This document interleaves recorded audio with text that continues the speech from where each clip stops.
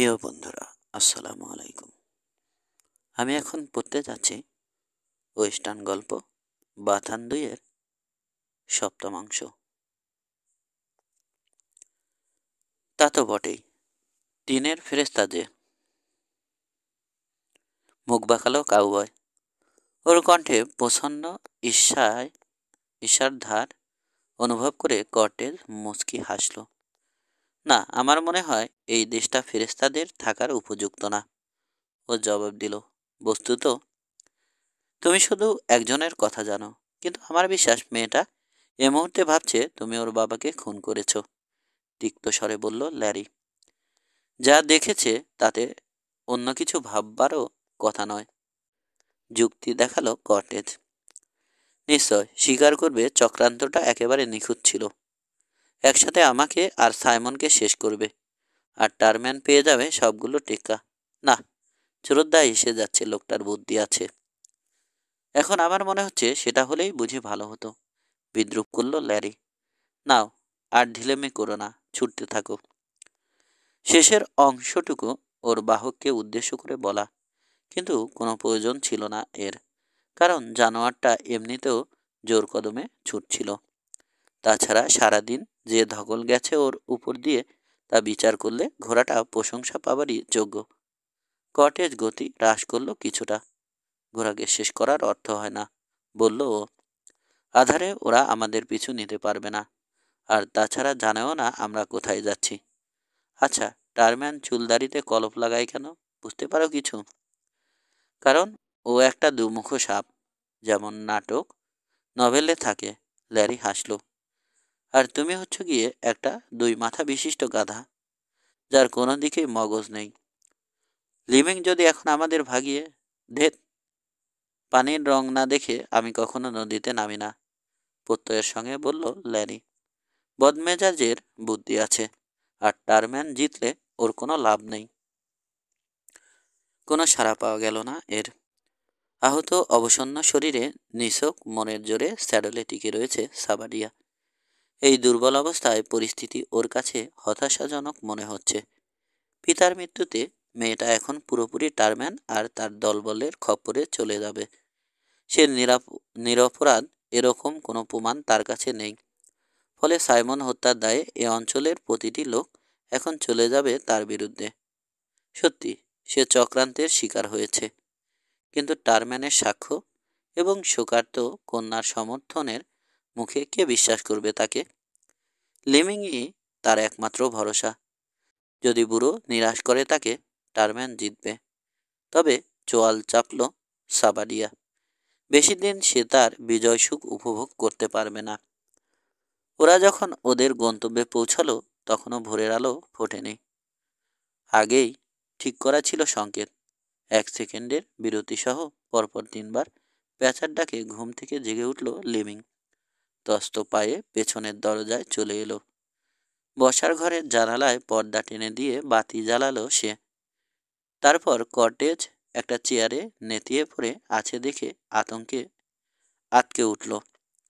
ঝট করে দেয়াল আলমারি খুলে বোতল আর গিলাস বের করলো বুড়ো। এক দৌড়ে রান্নাঘরে গিয়ে কিছু খাবার নিয়ে এলো। কি ব্যাপার কটেজ? পাইকারি ধোলাই খেয়েছ মনে হচ্ছে, বলল জব। কথা পরে হবে, আগে এক ঢোক হুইস্কি আর কিছু খেয়ে নাও। খুশি মনে পরামর্শটা গ্রহণ করলো ২ মুসাফির। খাবার আর নির্জলা স্পিরিট চাঙা করে তুলল সাবাডিয়াকে। জখম পরিচর্যা করে ওর কাহিনী খুলে বলার জন্য তৈরি হলো। একটা সিগারেট বানিয়ে ধরালো সে। স্থির দৃষ্টিতে তাকালো গৃহস্বামীর দিকে। অবস্থা আরো খারাপের দিকে যেতে পারে, বলল ও। বুড়ো সাইমন মনে হয় মারা গেছে। আপনাকে বলা হবে আমিই খুন করেছি। কথাটা ঠিক না, কিন্তু ওদের হাতে যেসব সাক্ষ্য প্রমাণ আছে আমাকে ঝোলাবার জন্য যথেষ্ট। সাইমন মারা গেছে, চেঁচিয়ে উঠল লিমিং। আর এবার ওরা একটা অদ্ভুত জিনিস লক্ষ্য করলো। তুচ্ছ কারণে ক্ষুব্ধ হয়ে ওঠা যে মানুষটির স্বভাব, এখন প্রকৃত সংকটময় পরিস্থিতিতে নিজের উপর লৌহ কঠিন সংযম বজায় রাখল সে। সবটা খুলে বলো আমাকে, শান্ত গলায় বলল। ওদের শেষ সাক্ষাতের ওদের শেষ সাক্ষাতের পর এ পর্যন্ত যা যা ঘটেছে, বিগ রকে যাওয়া, গিরিখাতের লড়াই, ওয়েস্টের সঙ্গে আকস্মিক দেখা, ওয়াইজেডে তার মর্মান্তিক পরিণতি, সবই ধাপে ধাপে বলে গেল সাবারিয়া। লিমিং বাধা দিল না, কিন্তু বক্তার মুখের উপর তার চোখজোড়া সেটে রইল। এখন টারম্যান বলবে আমি মিস্টার সাইমনকে খুন করতে আসছি শুনে লোকজন নিয়ে ছুটে এসেছিল সে, কিন্তু পৌঁছাতে দেরি হয়ে গেছে। উপসংহার টানল কর্টেজ। তোমার ধারণা খুনটা টারম্যান করেছে? জব জিজ্ঞেস করলো। ও কিংবা ওর কোনো লোক। হ্যাঁ, গুলিটা আমার উদ্দেশ্যেও ছোড়া হয়ে থাকতে পারে, তবে আমি সাইমনের ধারে কাছেও ছিলাম না। ও পড়ে যাওয়ার আগে মোটে একটা গুলি করেছিলাম আমি, এবং সেটা জানালা লক্ষ্য করে। তুমি যখন মন স্থির করেছো সাইমনকে মারবে না, তাহলে দেখা করতে গেলে কেন? ফ্রাইপ্যান মালিকের পরবর্তী প্রশ্ন বিব্রত দেখালো সাবাডিয়াকে। আপনার বোধহয় ব্যাপারটা পাগলামি মনে হবে, কিন্তু আমি চাইছিলাম রামসের বিদ্রোহী আত্মার কাছে উনি যেন অন্তত ক্ষমা প্রার্থনা করেন, ব্যাখ্যা করলো ও। রামস ছিলেন আমার বাবার মতো, বাবাই বলা যায়। তাই আমার মনে হয়েছিল এই ক্ষমা প্রার্থনাটা ওর ন্যায্য পাওনা, সেটাই আদায় করতে গিয়েছিলাম। উদ্ভট খেয়াল, তবে আমি এরকমটাই ভেবেছিলাম। উঠে দাঁড়ালো ফ্রাইপ্যানের মালিক। আমি তোমার কথাই বিশ্বাস করছি, কর্টেজ বলল। অবস্থা ক্রমেই খারাপের দিকে যাচ্ছে। আমাদেরকে একটা কিছু উপায় ভেবে বের করতে হবে। তোমরা বরং আপাতত 2-4 দিন এখানেই থাকো। আমার বিশ্বাস ফ্রাইপ্যানে গরুচোরদের খোঁজা হবে না। গম্ভীর হাসি হাসলো জব। তোমাদের ঘোড়া আমরা লুকিয়ে ফেলতে পারবো, আমার লোকেরাও মুখ খুলবে না। মিস্টার টারম্যানই দিক পরের চালটা। বাথান মালিকের উদারতার পরিচয় পেয়ে অভিভূত হলো কর্টেজ। তার চোখের দিকে তাকিয়ে বলল, আপনার মনটা সত্যিই সাদা সিনর। আমরা আপনার গরু ফিরিয়ে আনব। নিকুচি করি গরুন, বিস্ফোরিত হলো অপরজন। আমি শুধু চাইছি ওই মেয়েটার জীবন যেন সুখী হয়। ওদেরকে আসতে ইশারা করে ঝড়ের বেগে ঘর থেকে বেরিয়ে গেল লিমিং। তারপর অতিথি দুজনের শোবার ব্যবস্থা সেরে আবার ফিরে এলো নিজের কামরায়। তার মনোভাব ধরা পড়ে গেছে বলে লজ্জা পাচ্ছে ভীষণ। 9 পরদিন বিকেলে ওয়াইজেড বাথান রোজকার মতোই শান্ত স্বাভাবিক দেখালো। কেবল যে ঘরে লড়াই হয়েছিল সেটাই লণ্ডভণ্ড হয়ে আছে এখনো। জানালার কাঁচ ভাঙা, দেয়ালগুলো বুলেটের আঘাতে ক্ষতবিক্ষত। মার্শালের নেতৃত্বে হ্যাসেটের বেশ কিছু লোকজন, বাথানের অধিকাংশ কর্মচারী বাইরে গেছে সাবাডিয়াকে খুঁজে বের করতে।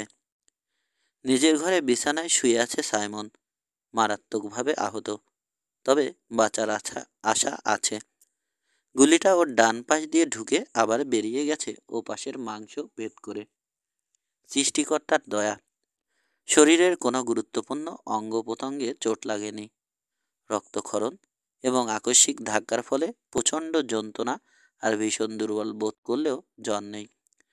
নরেনের মুখ থেকে বাথান মালিক শুনছিল সে অজ্ঞান হয়ে যাওয়ার পর কি ঘটেছে। উদ্বেগের ছাপ ফুটল তার চেহারায়। তাহলে ও পালিয়ে গেছে না? জিজ্ঞেস করলো সাইমন। যাক, বাঁচা গেছে।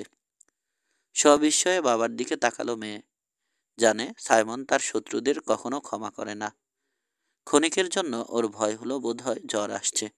তারপর দেখলো বুড়োর দৃষ্টি স্বচ্ছ, গলা ধীর স্থির। না, আমার মাথা খারাপ হয়নি মা। আসলে এখন বুঝতে পারছি লোক চিনতে আমার ভুল হয়েছিল। আমাকে গুলি করতে পারতো, কিন্তু করেনি। এমনকি যখন ভেবেছে আমি ফাঁদ পেতেছি ওর জন্য, তখনও না। আরেকটা ব্যাপার, কর্টেজ দরজার কাছে ছিল না, অথচ আমার গায়ে যে গুলিটা লেগেছে সেটা ওখান থেকেই এসেছিল। সহসা একটা সন্দেহ আঁকড়ে ধরল মেয়েটাকে। ফিসফিস করে বলতে গিয়ে ওর গলা কেঁপে গেল। টারম্যান দরজায় ছিল। কর্টেজের উদ্দেশ্যে তখনই গুলি করেছিল সে, বলল নরেন। তোমার ধারণা? আমার ধারণা আমি একটা আস্ত বোকা মা, জবাব দিল বুড়ো। আর এখন বিছানা নেয়ায় আরও কোণঠাসা হয়ে পড়েছি। পানিতে বাস করতে হবে আমাদের, কিন্তু কুমিরদের টের পেতে দেয়া চলবে না। আমরা ওদের সন্দেহ করেছি। মুশকিল হয়েছে, কাকে বিশ্বাস করব বুঝতে পারছি না। সিনাপ, লুন্ট, ডার্টি, জিঞ্জার আর সিম্বলকে নিঃসন্দেহে বিশ্বাস করা যায়। নরি উত্তর দিল, চুপ করে আমার কাছে পাঠিয়ে দে চেনাপকে, আর অন্যদের বল আমার অবস্থা খুব খারাপ, হয়তো বাঁচব না। বেরিয়ে গেল মেয়ে। একটু বাদে পা টিপে টিপে ঘরে ঢুকলো লুন্ট। ওর ঢাউস স্টেটসন টুপিখানা ধরে আছে এক হাতে। স্পষ্টতই অস্বস্তি বোধ করছে রুগীর ঘরে। হ্যালো বস, কেমন আছেন এখন? সম্ভাষণ জানালো বন্দুকবাজ।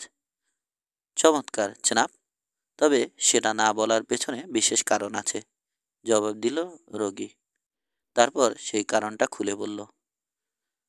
আমি বুঝতে পেরেছিলাম, বলল বন্দুকবাজ। সাবাডিয়া ওভাবে কাজ করে না। আপনাকে যদি মারতেই চাইতো করতে বলতো। ও পিঠে ছুরি মারে না। টারম্যান সম্পর্কে তুমি কতটা জানো লুন্ট? প্রশ্ন করল বাথান মালিক। দুঃখিত, বলতে পারবো না বস, আমি কথা দিয়েছি, উত্তর দিল অপরজন। কর্টেজও আমাকে ঠিক এই প্রশ্নটাই করেছে। সেও একই জবাব পেয়েছে। তবে এটুকু বলতে পারো, লোকটাকে আমি এক কানা করেও বিশ্বাস করি না। সেই এখন কর্তা সেজে বসেছে। র্যাটলার এবং অধিকাংশ লোক তাতে আপত্তি করছে না, কিন্তু কেউ কেউ করছে, তাই না? জানতে চাইল সাইমন। আমি, জিঞ্জার, ডার্টি আর সিম্পল। আমরা বলেছি টারম্যান আমাদের বেতন দেয় না। সিনাপ অনাবিল হাসি ছড়ালো মুখে। ভালো, ছেলেদেরকে তুমি জানাও সব কিছু। বলবে মিস নরির ভালো মন্দের ব্যাপারে আমি ওদের উপর নির্ভর করছি। সামনে আমাদের কঠিন দুর্যোগ আসছে চেনাপ, তবে আমরা সেটা কাটিয়ে উঠব। অবশ্যই উঠব, আত্মবিশ্বাসী জবাব দিয়ে নিষ্কান্ত হলো বন্দুকবাজ। সাবাডিকে ধরার চেষ্টায় সারাদিন ব্যর্থ অনুসন্ধান চালাবার পর সন্ধে নাগাদ টারম্যান যখন বাথানে ফিরে এলো, তখন দেখল অত্যন্ত বিমর্ষ চেহারায় বারান্দায় একাকী বসে আছে নরিন। অচিরেই সে জানল বুড়োর অবস্থার কোনো উন্নতি হয়নি। ওকে প্রফুল্ল করে তুলতে টারম্যানের প্রচেষ্টাটা খাঁটি মনে হলো, কিন্তু মেয়েটি সম্ভবত এরকম কিছুই আশা করছিল বলে ভেজালের গন্ধ পেল তাতে। তুমি একদম চিন্তা করো না মিস নরি, বলল ধনকুবের। ও ঠিকই সেরে উঠবে। এইসব আগের জামানার লোকদের এক গুলিতে কিছু হয় না। আর একান্তই যদি ঘটে যায় খারাপ কিছু, ঘাবড়াবার কি আছে? তোমার পাশে তো এখন বন্ধু রয়েছেই। টারম্যানের কণ্ঠে এক ধরনের হ্যাংলামও ছিল।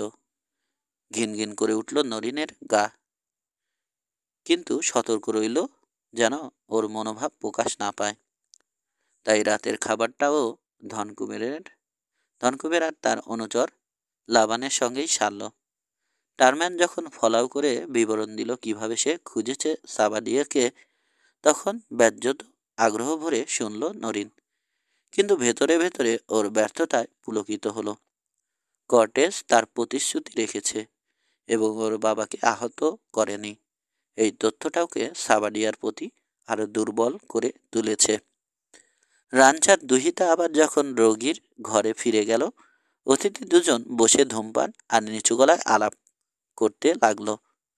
লাবান, যে এখন তার প্রভুর সম্পূর্ণ আস্থা অর্জন করতে পেরেছে, তাকে মনে হলো ঘটনাবলী যেভাবে এগোচ্ছে তাতে পুরোপুরি সন্তুষ্ট নয় সে। না, তুমি সাহস হারিয়ে ফেলছো শ্বেত, বিরক্তির সঙ্গে বলল টারম্যান। বুড়ো এখন পটল তোলার পথে। তারপর ওই সাবাডিয়া হারামিটাকে যখন ধরব, তখন আর আমাদের পায়কে।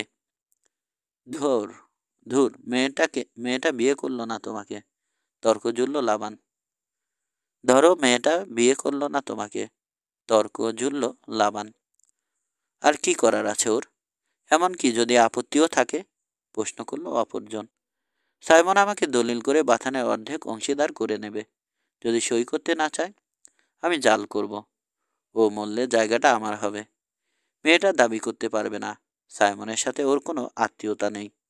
আমি হচ্ছি ওর একমাত্র নিরাপদ আশ্রয়। তা সত্ত্বেও যদি বুঝতে না চায়, রাজি করানোর আরও অনেক রাস্তা আছে। শুনতে ভালোই, স্বীকার করল লাবান। তবে ওই বেটা আউটল আমার ঘুম কেড়ে নিয়েছে। ও মরলে শান্তি পেতাম।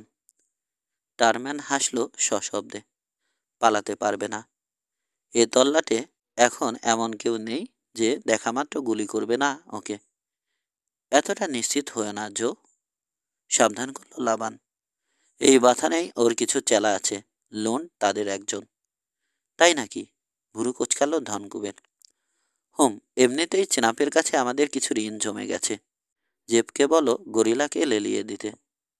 গরিলা নেই, বেমালুম গায়েব। সে জানালো ওকে। আরও 3জনকে নিয়ে সব গরু বাছুর যেখানে আছে সেখানে গিয়েছিল। উপত্যকার সামান্য আগে ঝোপের মধ্যে একা রয়ে যায় টেইলের উপর নজর রাখবে বলে। তারপর থেকে আর কোনো খোঁজ নেই। পরদিন সকালে ওর ঘোড়াটা একা ফিরে এসেছে বাথানে। আমার বিশ্বাস সাবাডিয়া বোধ হয় বুঝতে পেরেছে কে আঘাত করেছিল ওর মাথায়, তাই নিকেশ করে দিয়েছে। চিন্তার রাজ্যে ডুব দিল টারম্যান। ঠোঁট কামড়ে ধরেছে। তারপর আবার হো হো করে হেসে উঠল। তাচ্ছিল্যের স্বরে বলল, যা হোক, ভালোই হয়েছে। এমনিতেই আমাদের লোকজন বেশি। মনে হয়, জবাব দিল লাবান। বাঁকা হাসি ফুটে উঠেছে ঠোঁটের কোণে। কারণ এই মনোভাবটির সাথে ও সম্পূর্ণ একমত। গরিলা ছিল একটা সামান্য হাতিয়ার মাত্র। পয়সার বিনিময়ে ব্যবহৃত হবে। কাজ ফুরালে ফেলে দেয়া হবে ছুঁড়ে। রাজ্য দখলের সময় লোকজন যত কম থাকে ততই মঙ্গল। লাভের বখরা তাতে বাড়বে। নরিনের প্রবল আপত্তি সত্ত্বেও পরদিন সকালে রোগীর সঙ্গে দেখা করার জন্য জেদ ধরল টারম্যান। ও বারবার বলল ওর বাবা খুবই অসুস্থ, বাইরে লোকের ভিড় করা উচিত হবে না। কিন্তু ধনকুবের কোনো কথাই কানে তুলল না। ঠেলে ওকে একপাশে সরিয়ে ঘরে ঢুকে দরজা বন্ধ করে দিল সে। বিবর্ণ চুপসে যাওয়া মুখটার দিকে এক নজর তাকিয়েই বুঝল তাকে যা বলা হয়েছে সত্যি। বুড়োর বাঁচার কোনো সম্ভাবনাই নেই। তো সাইমন, কেমন সেরে উঠছ? জিজ্ঞেস করল সে। মনে হয় সারছি না, চলে যাচ্ছি। তবে নরিকে কথাটা বলো না। দুর্বলভাবে হাসতে চেষ্টা করে জবাব দিল রোগী। দেখ, তোমার এসব অলক্ষণে কথা বলা উচিত না। উচিত নয়, টারম্যান বলল। শোনো, তোমার কিচ্ছু ভাবতে হবে না। আমি ঠিক করেছি এখানে থেকে সব কিছু দেখাশোনা করব। কাজেই তুমি কেবল তোমার শরীরের দিকে নজর দাও। তোমাকে বিরক্ত করতাম না আজ, কিন্তু ভেবে দেখলাম কর্মচারীরা যদি জানে ব্যবসায়ে আমারও একটা অংশ আছে, তাহলে কাজ চালাতে সুবিধে হবে। আমার সাথে একটা আমার সাথে এখন টাকা নেই, তবে ড্রাফট দিতে পারবো। আমি একটা চুক্তিনামা লিখে এনেছি। তোমাকে শুধু একটা সই করতে হবে। নিস্তেজভাবে মাথা নাড়ালো সাইমন। ওটা বোধ হয় আপাতত বন্ধই রাখতে হচ্ছে টারম্যান। ব্যবসার চিন্তা করার মতো অবস্থা এখন নেই আমার, বলল ও। নরির সাথে কথা বলেছ? না, নির্দিষ্ট করে কিছু না। তবে আমার ধারণা ও জানে। অতি কষ্টে বিরক্তি চেপে জবাব দিল অপরজন। অযথা দেরি করে লাভ কি? এখানে সব দিক সামলাবার মতো এখন একজন লোক দরকার। তুমি অন্তত বেশ কিছুদিন কোনো কাজে হাত দিতে পারবে না। তোমার সেরে উঠতে সময় লাগবে। এখন হবে না ওটা, পুনর্ব্যক্ত করল রোগী, এবং টারম্যানের বহু যুক্তিতর্ক সত্ত্বেও নিজের সিদ্ধান্তে অটল রইল। বেশ, তোমার যা ইচ্ছা। তবে আমার সঙ্গে তুমি ভালো ব্যবহার করলে না, পাটারসন। এই আর কি, অর্থপূর্ণ গলায় বলল ধনকুবের। ওই নাম আর প্রসন্ন হুমকি শুনে বাথান মালিকের চেহারা ক্রোধে লাল হয়ে গেল। কিন্তু সে কোনো জবাব দিতে পারার আগেই দরজা খুলে ভেতরে ঢুকল নরিন। সময় শেষ, মিস্টার টারম্যান, বলল ও। ব্যবসার কথাবার্তা বলে আমার রোগীকে আর বিরক্ত করা চলবে না। আমি এমন একটা ব্যবস্থা করতে চাইছিলাম যাতে আদেও কোনো রকম বিরক্ত করা না হয় ওকে। জবাব এলো।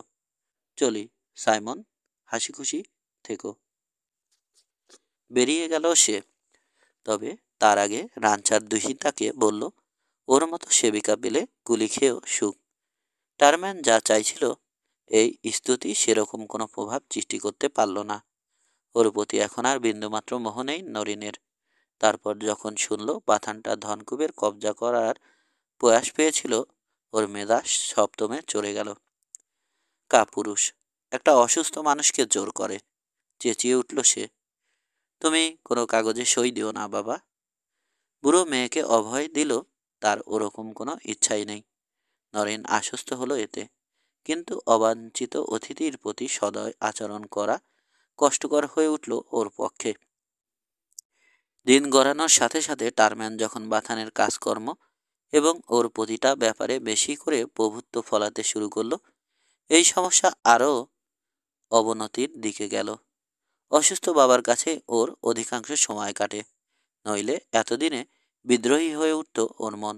কারণ সেক্ষেত্রে যা সইছে তার চেয়েও বেশি পরের খবরদারি সহ্য করতে হতো ওকে। অবশেষে চেনাপি একদিন পুরোপুরি খুলে দিল ওর চোখ। জিঞ্জার, ডার্টি আর সিম্পলকে বরখাস্ত করার নির্দেশ পেয়েছে বেলেইন, বলল ও। তুমি বোধহয় শোনোনি কথাটা।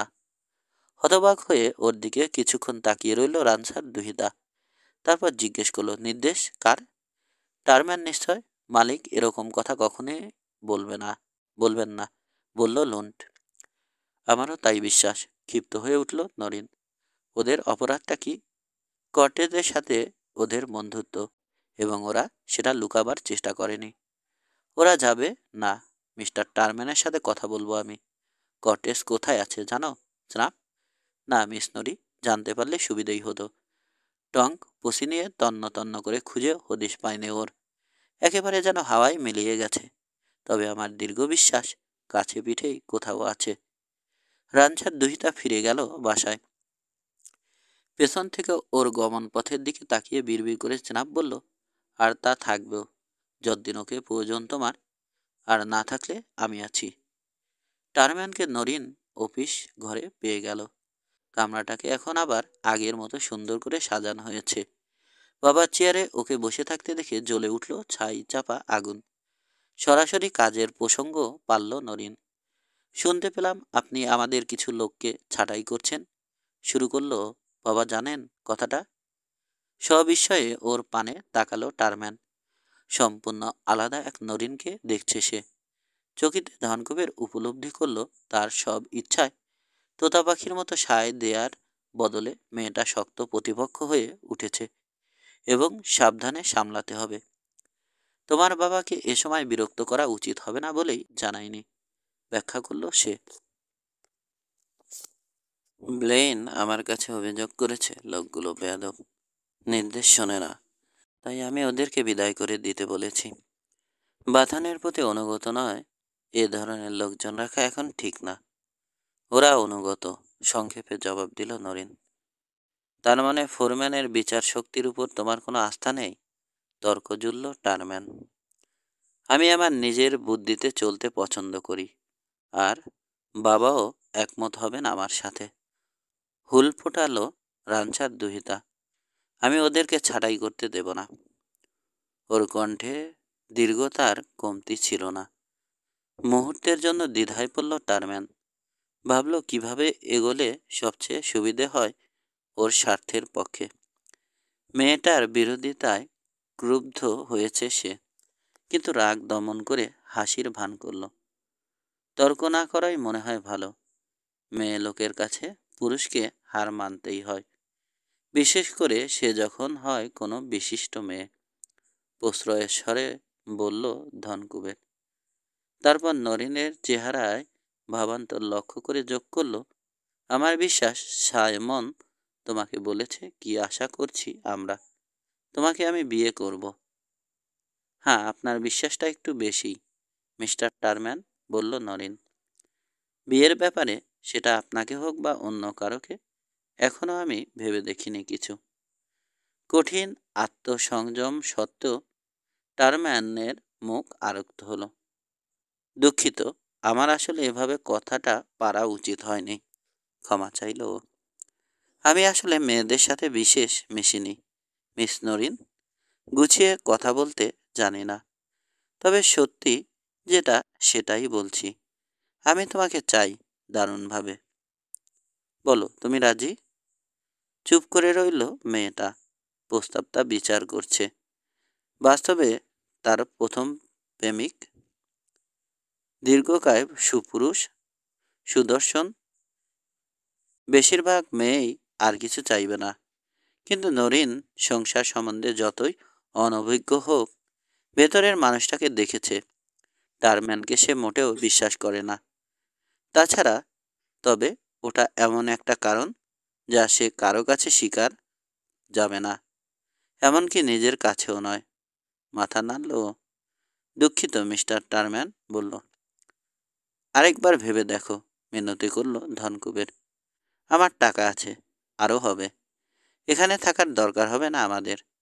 কিছুদিন পর সব বেচে দিয়ে ভ্রমণে বেরোবো, দুনিয়া দেখব এবং ধুমধাম করে। আমার প্রভাব প্রতিপত্তি আছে। তখন আমার স্ত্রী হিসেবে তুমিও একজন কেউকেটা হয়ে যাবে। এরকম সুযোগ এখানে তোমাকে আর কে দিতে পারবে বলো? এবং তারপর শয়তান তাহাকে পাহাড়ের উপর লইয়া গেল এবং দুনিয়ার সমস্ত শহর দেখাইল, আর তাহাদের মহিমা কীর্তন করিল। অনুচ্চ স্বরে বাইবেল আওড়ালো নরিন। তারপর আবার বলিল, না মিস্টার টারম্যান। এবার ওর কণ্ঠে এমন এক ধরনের দীর্ঘতা ছিল যা এমনকি ধনকুবেরের অহংকারও উপেক্ষা করতে পারল না। উপলব্ধি করল সে ওকে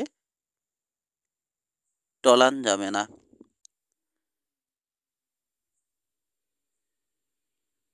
অন্ধ আক্রোশ ফুঁসে উঠল তার ভেতর।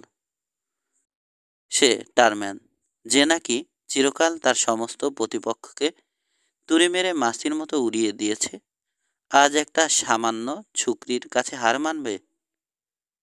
কঠিন দৃষ্টিতে মেয়েটার দিকে তাকালো।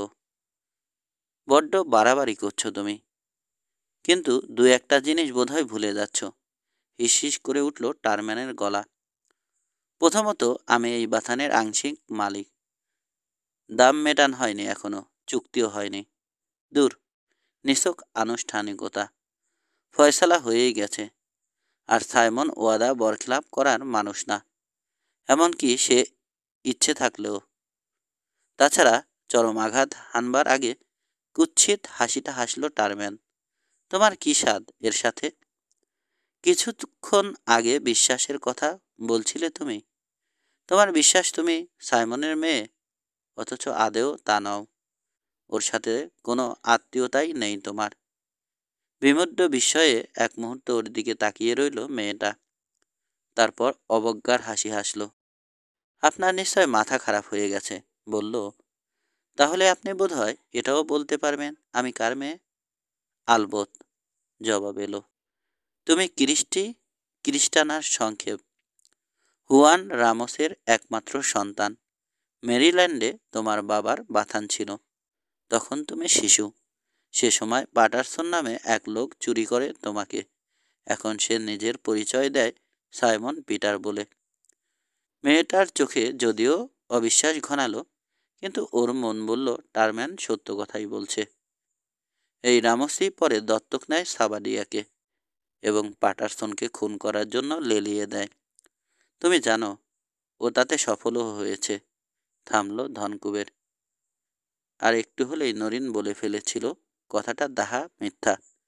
টারম্যানই গুলি করেছে সাইমনকে, কিন্তু অতি কষ্টে সংযত করল নিজেকে। বস্তুত অভিযোগটা সম্পর্কে ও এখনো নিশ্চিত নয়। ঘূর্ণিঝড় উঠেছে ওর মনে। ঘুরে ফিরে একটা চিন্তায় আচ্ছন্ন করছে। চেতনাকে দীর্ঘদিন ধরে কটেজ ওকে খুঁজছে, প্রতিহিংসা পরায়ণ উদ্দেশ্যে। সন্দেহ নেই, তবু ওকেই খুঁজে ফিরছে। তথ্যটা নরিনকে অলৌকিক এক সাহস জোগালো। হিংস্র উল্লাসে রাঞ্চার দুহিতাকে জরিপ করছে টারম্যান। নির্মম আঘাতের প্রতিক্রিয়া মেয়েটার চেহারায় সুস্পষ্ট হয়ে উঠেছে। ওর লোভাতুর চোখ দুটো চঞ্চলভাবে ঘোরাফেরা করছে নরিনের যৌবনপুষ্ট দেহের প্রতিটি বাঁকে। মেয়েটার হতাশা দেখে পুলক অনুভব করছে সে। ওকে তার চাই। ধনকুবেরের মনের কথা এটা। তবে প্রথমে ওর বিষ দাঁত সে ভেঙে দেবে। তাহলে এখন বুঝতেই পারছো তোমার অবস্থান কোথায়। রুদ্ধ গলায় খেই ধরল টারম্যান। বুড়ো যদি পটল তোলে দেখে মনে হয় সেটাই অবশ্য সম্ভাবী। আমি তোমার নিরাপদ অবলম্বন। ইচ্ছে করলেই আমি তোমাকে পথে বসাতে পারি। আর যদি ভেবে থাকো সাবাডিয়া উদ্ধার করতে আসবে, ভুলে যাও ওই চিন্তা। আর আগেই লটকে যাবে তার আগেই লটকে যাবে শয়তানটা। মাথা উঁচু করল নরিন। আত্ম অভিমানী কণ্ঠে বলল, উপোস করব, তবু হাত পাতব না তোমার কাছে। উপোস করা এত সহজ না, বিশেষত যারা আরাম আয়েসে অভ্যস্ত। মুখ বাঁকালো টারম্যান। তখন ঠিকই তোমার সুর বদলে যাবে। আর একটা কথা মনে রেখো, সাইমন যদি সেরে ওঠে, অপহরণের দায়ে হাজতে যেতে হবে ওকে। অবশ্য তার আগেই যদি হ্যাসেটের লোকেরা লিন্স না করে। এদিকটা ভাবেনি নরিন। আশঙ্কায় ওর বুক কেঁপে গেল, ফ্যাকাশে হয়ে গেল চেহারা। যে সত্য সে জেনেছে তা ওর সুদীর্ঘকালের স্নেহ মমতাকে মুছে দিতে পারবে না। আর বুড়ো তাকে অন্তর থেকে ভালোবাসে। নরিন উপলব্ধি করল ওর সামনে দাঁড়ান ওই দুর্বৃত্তের ইচ্ছের মুঠোয় সে বন্দী। তবে সেটা ওকে বুঝতে দেবে না ও। আর কিছু বলার আছে আপনার? জিজ্ঞেস করল। তারপর যখন কোনো জবাব পেল না, স্থলিত পায়ে বেরিয়ে গেল ঘর ছেড়ে। চোয়াল চেপে সংকুচিত দৃষ্টিতে ওর গমন পথের দিকে তাকিয়ে রইল টারম্যান। আশা করি তুমি এবার থেকে সমঝে চলবে মেয়ে, কর্কশ কণ্ঠে বলল ধনকুবের। পরে তোমার তেজ আমরা ঝেড়ে ফেলবো আরও। আচ্ছা, এক কাজ করলে কেমন হয়? মাঝপথের জিভে লাগাম পরালো টারম্যান। তারপর একটুক্ষণ চিন্তা করে উঠে লাবানের খোঁজে বেরোলো। ওদিকে নরিন তখন ওর শোবার ঘরের নিভৃত কোণে নিজের নাজুক অবস্থা খতিয়ে বিচার করছে। অসুস্থ বুড়ো আর বাসার পুরান ইন্ডিয়ান ঝি, এ সময় এরাই ওর একমাত্র অবলম্বন। অথচ দুজনই এখন অসহায়। তারপর লিমের কথা মনে পড়ল। সিদ্ধান্ত নিল দেখা করবে তার সাথে। সাইমনকে আরেকবার দেখতে গেল ও। তবে নিজের উদ্দেশ্য বা যা জেনেছে তার কিছু ভাঙল না। অসুস্থ মানুষটার উদ্বেগ আর বাড়াতে চায় না। ও যখন কোরালে গিয়ে ব্লু ডেভিলের পিঠে স্যাডল চাপালো, বাথানটা ফাঁকা বলেই মনে হলো। 3 পাঞ্চার ইতিমধ্যেই চলে গেছে কিনা জানতে ব্যাংক হাউসে উকি দিল, কিন্তু কারোকে দেখতে পেল না। এমনকি বাবুর্চিও নেই। অজ্ঞাতা রওনা হয়ে গেল সে। টের পেল না কয়েক জোড়া ধূর্ত চোখ ওর সমস্ত গতিবিধির উপর নজর রাখছে। সবে মাইল 2 রাস্তা অতিক্রম করেছে নরিন। এই সময় টেইলের পাশে একটা ঝোপঝাড়ের ভেতর নড়াচড়ার শব্দে ও রাশ টানল। আবার যাত্রা শুরু করবে। হঠাৎ শীষ কেটে একটা দড়ি ওর কাঁধ গলে কোমরের কাছে এঁটে বসল। আর একটা ফাঁস আটকালো ওর বাহনের গলায়। স্যাডল থেকে পড়ে যাওয়ার সময় পলকের জন্য মুখোশ আঁটা মুখগুলো দেখতে পেল ও। তারপর একটা কম্বল ছুঁড়ে ফেলা হলো ওর গায়ের উপর এবং আপদ মস্তক ঢেকে দড়ি দিয়ে বাঁধা হলো। নির্দেশ জারি করলো একটা ভারী কর্কশ কণ্ঠ। নরিন বুঝতে পারল তাকে পাজা খোলা করে আড়াআড়িভাবে স্যাডলে চাপান হচ্ছে। রোয়ানটাকে নিরাপদ জায়গায় নিয়ে যাওয়াই বোধহয় ভালো না, একজন অপহরণকারীকে বলতে শুনল। মনে হয় জবাব আসতে নরিন বুঝতে পারল কার খপ্পরে পড়েছে সে। আবারও বাজিমাত করেছে টারম্যান। 10। আবার কি হলো? ঘর থেকে বেরিয়েই দূরে 3 জন অশ্বারোহীকে ধীর গতিতে এগিয়ে আসতে দেখে বিড়বিড় করে বলল ফ্রাইপ্যান বাথানের মালিক। বোঝা গেল তাকে দেখতে পেয়েছে অশ্বারোহীরা। টুপি খুলে কাউবয়দের প্রচলিত একটা চিৎকার দিয়ে ওরা ঘোড়ার পেটে এসপার দাবালো। একটু বাদে জিঞ্জার, ডার্টি আর সিম্পলের হাস্য উজ্জ্বল মুখ নজরে এলো লিমিংয়ের। তার তীক্ষ্ণ চোখ এক লহমায় দেখে নিল প্রত্যেকের স্যাডলের পেছনে অস্ত্রশস্ত্র বাঁধা রয়েছে। কি খবর তোমাদের? কি খেদমত করতে পারি আমি? যাত্রার ঢঙে অভ্যর্থনা জানালো বুড়ো। সম্ভব হলে আমাদের চাকরি দিন। স্মিথ হাসল জিঞ্জার। আমরা বেকার। ওয়াইজেড ছেড়ে এসেছ? অবিশ্বাস ভরে প্রশ্ন করল লিমিং। কেন? টারম্যান আমাদের চায় না, তাই। ফোরন কাটল ডার্টি। সে কিভাবে আসছে এসবের মধ্যে? ওই এখন চালাচ্ছে সব কিছু। বলছে বাথানে তার আংশিক মালিকানা আছে। মালিক অসুস্থ, ফলে প্রতিবাদ করার কেউ নেই, ব্যাখ্যা করল জিঞ্জার। ব্লেনটা হয়েছে ওর খয়ের খা। হা, আমি সাইমনকে দেখতেই যাচ্ছিলাম। জব বলল, তোমরা একটু কষ্ট করে ব্যাংক হাউসে নাস্তা সেরে নাও। ডার্কে বলবে, ওয়াইজেড তোমাদেরকে ফেরত না চাওয়া অবধি তোমরা ফ্রাইপ্যানের পেরোলে আছো। সেটারও বেশি দেরি হবে না। বুড়োর সাথে কথা বলে সব ঠিক করে ফেলছি আমি। আপনি চান না আমরা আপনার সাথে আসি? ব্যগ্রতা ঝরে পড়ল সিম্পলের কণ্ঠে। চাই, তবে এতে কাজ হবে না, হাসল ফ্রাইপ্যান মালিক। টারম্যানকে ওয়াইজেরে পার্টনার করে নিতে চাইছিল সাইমন। সম্ভবত তা করেওছে। যদি তাই হয়, আমরা বেকায়দায় পড়ে যাব। আমি ওর সাথে দেখা না করা পর্যন্ত অপেক্ষা করো। কটেজের কি হলো, কিছু শুনেছ? কিচ্ছু না, জবাব দিল জিঞ্জার। মনে হয় লাফিয়ে পড়েছে পাহাড় থেকে। ক্ষতি নেই, এখানে কোনো আউটল আসর জাকিয়ে বসুক, আমরা তা চাই না। প্রতি উত্তর দিল লিমিং। হতে পারে আউটল, তবে ও একজন মানুষ। যারা ওকে খুঁজছে তাদের বেলায় পারবো না। কিন্তু ওর দিকে পেছন ফিরে চলতে আমার ভয় করবে না, ঝাঁঝাল গলায় বলল জিঞ্জার। তারপর ওর জবাবে গরু ব্যবসায়ীকে স্মিথ হাসতে দেখে অবাক হয়ে গেল। এর রহস্য অনেক ভেবেও কিনারা করতে পারল না ও। সকলেই ওদের সৎ মানুষ হিসাবে জানে, তাই ব্যাংক হাউসে ওরা সাদর অভ্যর্থনা পেল।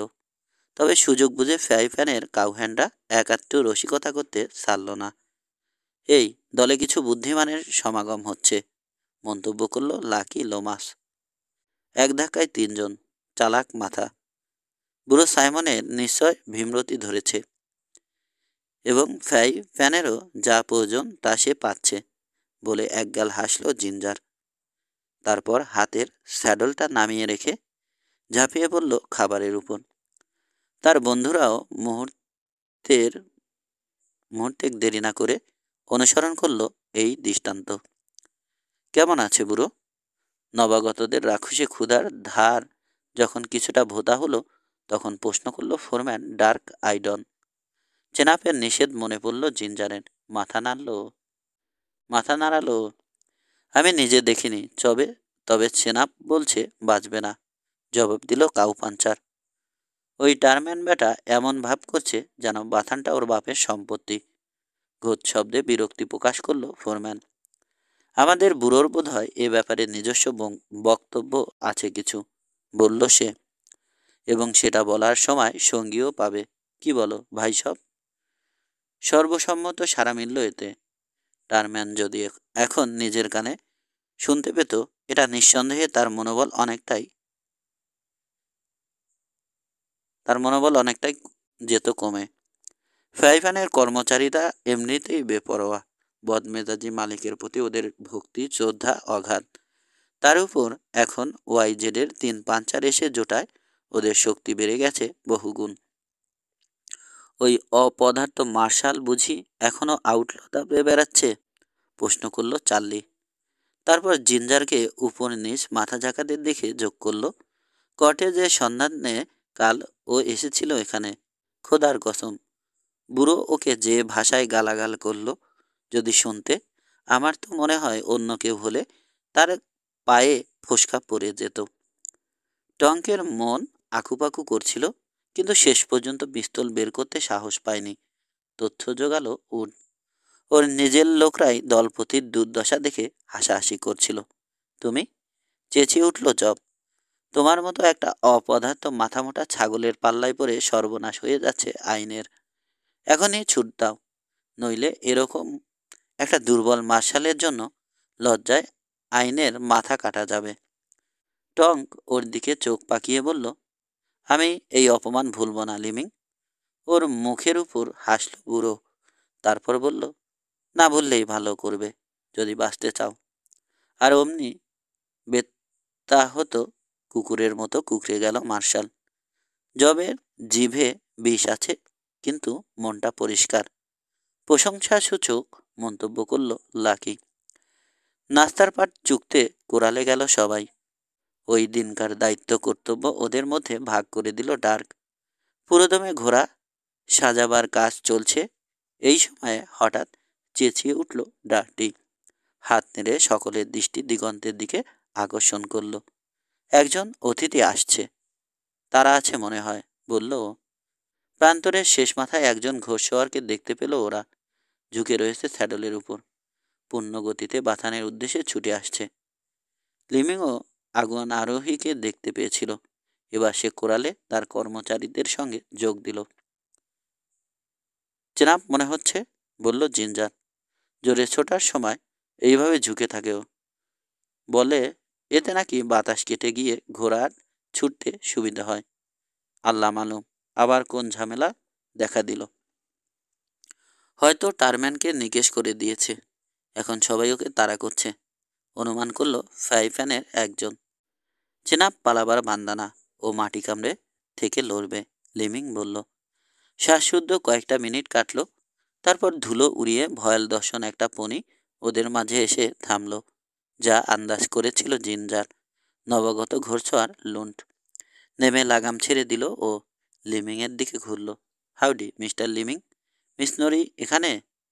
কই না, জবাব দিল লিমিং। কেন? কাল বিকেলে বেরিয়ে আর ফিরে আসেনি।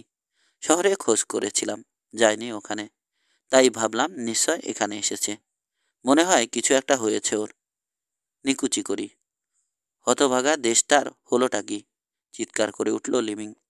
রাগে মুখ লাল হয়ে গেছে। কি আশঙ্কা করছো তুমি?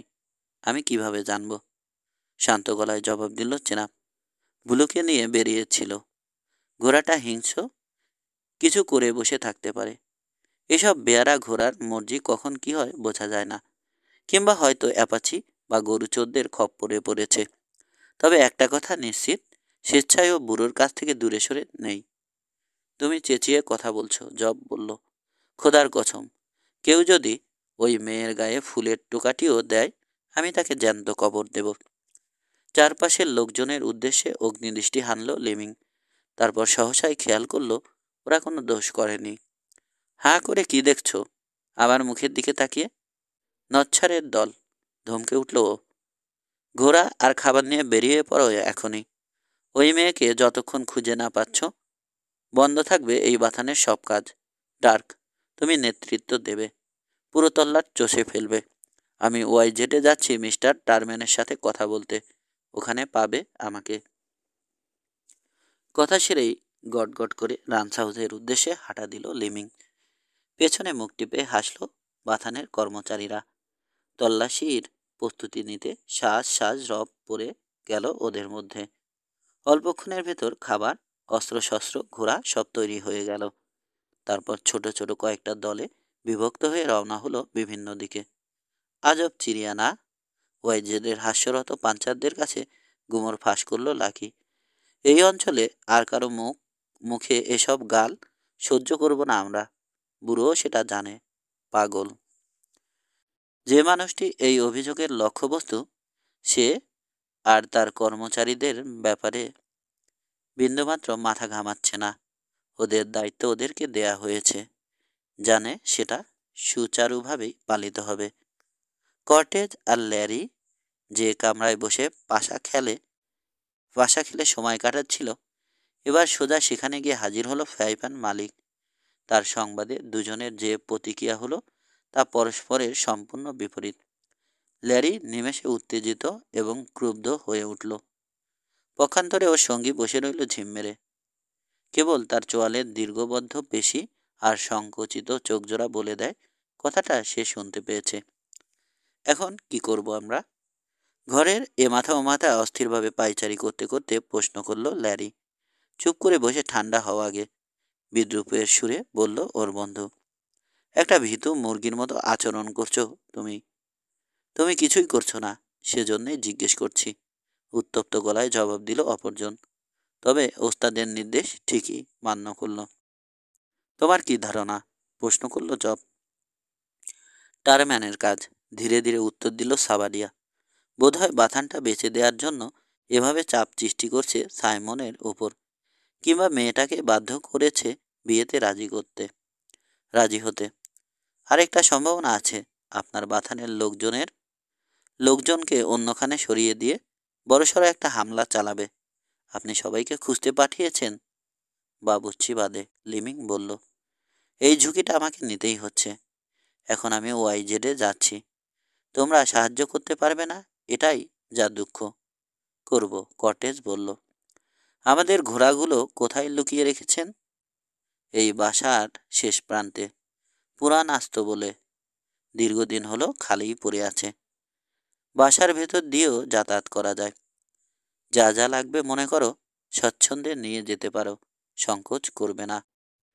মানুষটার স্বভাবই এরকম। ওদের কর্মপন্থা সম্বন্ধে কোনো রকম প্রশ্ন বা ওদেরকে নিরস্ত্র করার বিন্দুমাত্র চেষ্টাই সে করল না। স্থানীয় বলিতে একে বলা যায় যার গুরু তাকেই তা জবাই করতে দেয়া। বুড়ো বিদায় নেয়ার একটু বাদে অপর দুজনও সক্রিয় হয়ে উঠল। কিছু খাবার বেঁধে নিয়ে ঘোড়া দুটো সংগ্রহ করলো ওরাও। তারপর ব্যাংক হাউস আর নিজেদের মাঝখানে রান্স হাউসকে রেখে সাবধানে বেরিয়ে পড়ল। অপ্রত্যাশিত একটা ছুটি পেয়ে নিঃসঙ্গ বাবুর্চি তখন মহা আনন্দে ব্যাংকে শুয়ে দিবানিদ্রা যাচ্ছিল। ফলে টেরও পেল না কিছু। বাথান থেকে ওরা যখন বহুদূর চলে এলো, কেবলমাত্র তখনই ল্যারি জানতে চাইল কোথায় যাচ্ছে ওরা। সোজা ক্রস ডাম্বেলে। যদি ওখানে পেয়ে যাই, জব আর তার লোকজনকে ডেকে আনবে তুমি। তারপর আমরা পাকড়াও করব ওদের। অপেক্ষাকৃত তরুণ কাউপাঞ্চারের আপত্তি করার মতো কোনো কারণ ছিল না। কাজেই নীরবে অথচ জোর কদমে মধ্যবর্তী ওয়াইজেড রেঞ্জ পেরিয়ে আবার সেই টেইলের উদ্দেশ্যে ছুটল ওরা, যেটা মরুভূমির ভেতর দিয়ে এঁকে বেঁকে চলে গেছে। বেশ কিছু গরু বাছুর চোখে পড়ল ওদের, কিন্তু কোনো পাহারাদার দেখতে পেল না। লাইন হাউসও জনশূন্য। অর্থপূর্ণ হাসি হাসল কর্টেজ।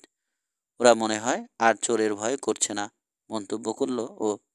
তবু ফ্রাই প্যান অরক্ষিত ফেলে রাখা উচিত হলো না মিস্টার লিমিংয়ের। টারম্যান এমন সুযোগ হেলায় হারাবার লোক না। হ্যাঁ, আমরাও জানি কোথায় গেলে মিলবে সব গরু, বলল ওর সঙ্গী। যখন মোকাবেলা শেষ হবে আমরা ফেরত আনবো ওগুলো। তারও এখন আর বেশি দেরি নেই, কর্টেজ সাড়া দিল। টারম্যান যদি মিস নরিকে ইলোপ করে থাকে, নিজের জালেই ফেসে যাবেও।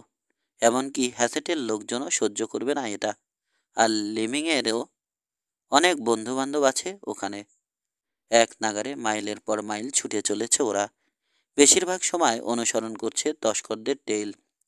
শুধু মাঝে মধ্যে দূরত্ব কমাবার উদ্দেশ্যে জঙ্গল বা মেঠো পথে কোনাকুনিভাবে এগোচ্ছে।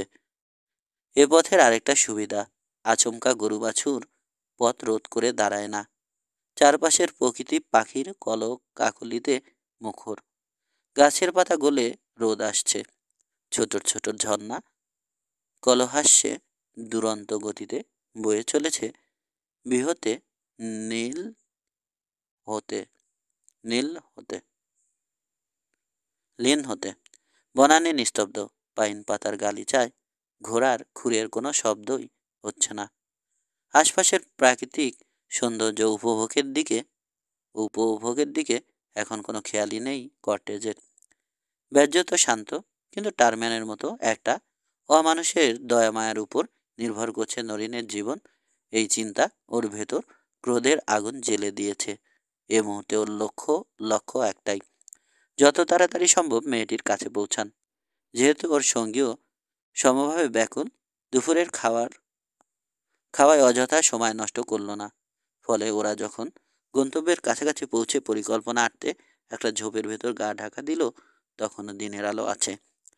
লতা পাতার ফাঁক দিয়ে কয়েকশো গজ দূরের বাথানটা পরিষ্কার দেখতে পাচ্ছে ওরা। দুটো ধোয়ার রেখা বলে দিচ্ছে বাসিন্দা আছে ওখানে। কোরালে বাঁধা ঘোড়ার সংখ্যা প্রমাণ করে দলের অধিকাংশ লোকই উপস্থিত। পিছলে মাটিতে নেমে সন্তপনে এমন জায়গায় গিয়ে বসলো কটে, যেখান থেকে ঘোড়াগুলো আরও ভালোভাবে দেখতে পাবে।